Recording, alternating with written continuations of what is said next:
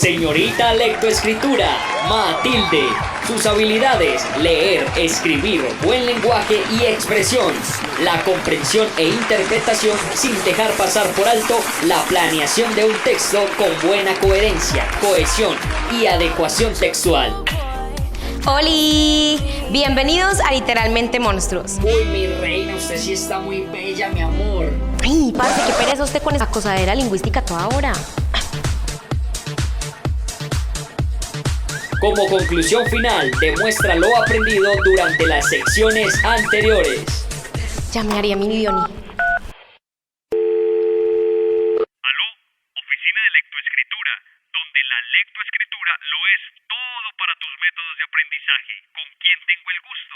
Mi Diony, Oli, con la señorita Matilde. Estoy haciendo un recuento de todo lo aprendido.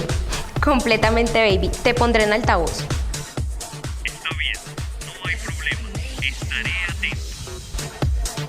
Lectoescritura es todo lo relacionado con hablar, escuchar, leer, escribir, comprender y analizar. El término lectoescritura engloba las dos habilidades lingüísticas relacionadas con el lenguaje escrito en sus dos planos de comprensión, leer y expresión, escribir, así como las habilidades lingüísticas orales, hablar y escuchar. El lenguaje es lo que hace que nos comuniquemos los unos con los otros por medio de signos o el habla.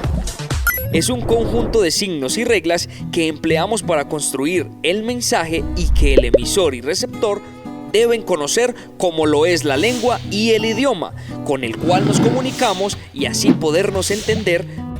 Para que un texto sea entendible, debemos crear una conexión entre un párrafo y otro párrafo. Esto nos ayudará a precomprender y comprender la idea central de un párrafo y de un texto en general. Para esto existe la hermenéutica, la cual conlleva a que alguna cosa se vuelva comprensible o se lleve a la comprensión, el cual es interpretar y darle un sentido al mensaje principal de un párrafo, e intenta descifrar el significado detrás de la palabra, teniendo en cuenta su comprensión. Existen tantos géneros literarios que para algunos se necesitan ciertos niveles de comprensión para entender la idea central que nos desea transmitir el autor. Para comprender un texto debemos tener presente el mensaje que nos quiere transmitir el autor, captando la idea central del texto, partiendo del significado que se le encuentra a cada párrafo. Primero, pasamos por las habilidades que van desde la atención, la percepción, la memoria, el reconocimiento, la identificación, hasta llegar a los niveles críticos y creativos.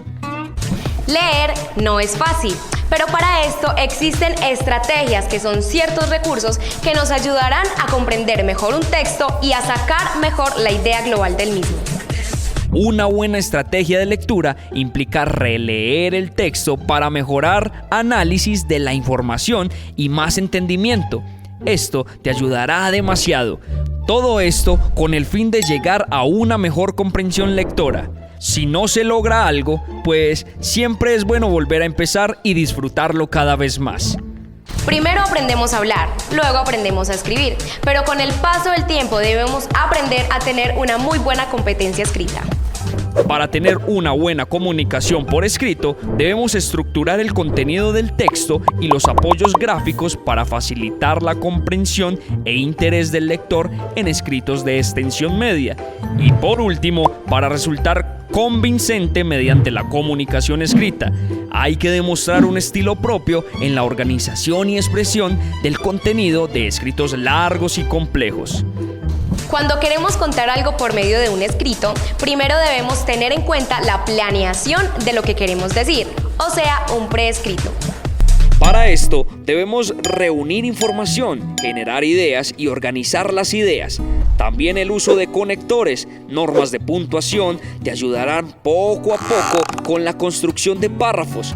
Contar con aspectos de ortografía, uso del léxico, arreglo sintáctico, comunicación de significados y estilo. La clasificación de la estructura de un texto se determina en gran medida por el tipo de género al que pertenece. La coherencia es la relación lógica y adecuada que se identifica entre las distintas partes que conforman una totalidad. Existe una serie de mecanismos que sirven para dotar el texto de la coherencia necesaria.